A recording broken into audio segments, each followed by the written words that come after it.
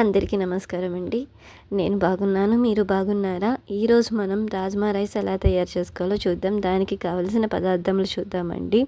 ముందుగా దానికి కావలసిన పదార్థములు: అన్నం, ఉడికించిన అన్నం, ఆయిల్, తాలింపు సరుకులు, ఉప్పు, పసుపు, కారం, అలాగే ధనియాల పొడి, అలాగే రాజ్మా, నానబెట్టుకున్న రాజ్మా, అలాగే కొత్తిమీర, పచ్చిమిర్చి, క్యారెట్, టమాటా, బంగాళదుంప, ఉల్లిపాయలండి.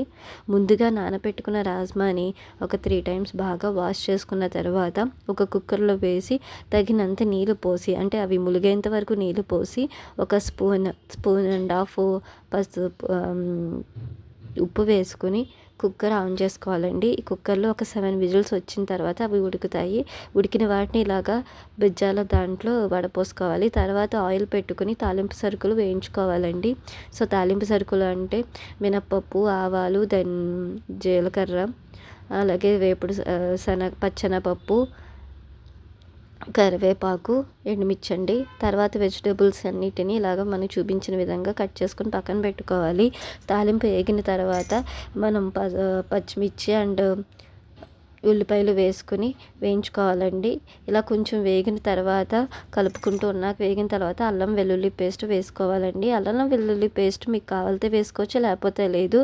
మనం ఫ్లేవర్ కోసం నేను కొంచెం నెయ్యి కూడా వేస్తున్నానండి. నెయ్యి వాడము అనుకున్న వాళ్ళు నెయ్యి స్కిప్ చేయొచ్చు. సో అల్లం వెల్లుల్లి పేస్ట్ ఇంట్రెస్ట్ ఉంటే వేసుకోండి, లేకపోతే లేదు. ఫ్లేవర్ అయితే బాగుంటుంది. సో ఫ్రైడ్ రైస్ టైప్లో ఉంటుంది కానీ బాగుంటుంది.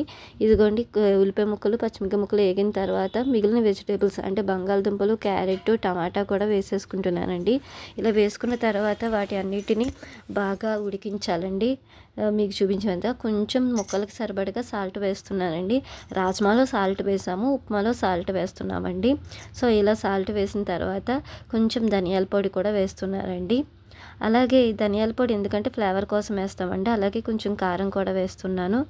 కొంచెం కారం అంటే కొంచెమేనండి, మిమ్మల్ని పచ్చిమిర్చి వేసాం కదా, సో ఒక స్పూన్ పడుతుంది అంతే. ఇలాగా దగ్గరికి అంతా ఉడికించుకోవాలి ముక్కల్ని.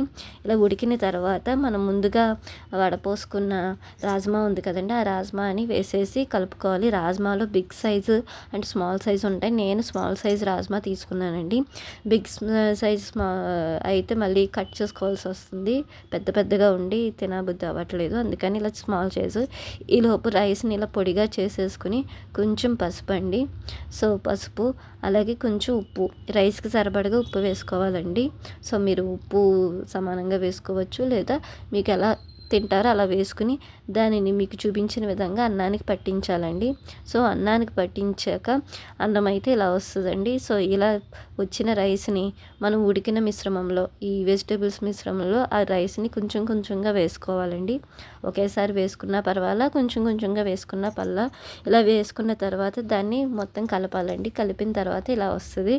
సో ఇలా వచ్చిన తర్వాత ఆ అన్నం అంతా కొంచెం వేడెక్కేదాకా ఉంచి మనం కొత్తిమీరతో కొత్తిమీరని కూడా ఫ్లేవర్ కోసం వేసుకుని కలుపుకోవాలండి. సో అన్నం వేడెక్కేంత వరకు అన్నా ఏంటి అనుకోవచ్చు. సో ఆల్రెడీ ఉడికించిన బాయిల్ అయిన అన్నమే కాబట్టి, రైసే కాబట్టి మనం ఇలాగ వేడెక్కేంత వరకు అవంతా చూసుకుంటామండి. సో ఇలాగ కొత్తిమీర వేసుకున్న తర్వాత కలిపేసుకుందామండి.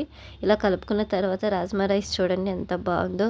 ఈ రాజ్మా రైస్ని ఒక ప్లేట్లోకి తీసుకుని దానికి ఒక నిమ్మకాయతో సర్వ్ చేసుకుని తింటే అబ్బా, నోరు మాత్రం ఊరిపోతుందండి. సో వేడి రాజ్మా రైస్ రెడీ.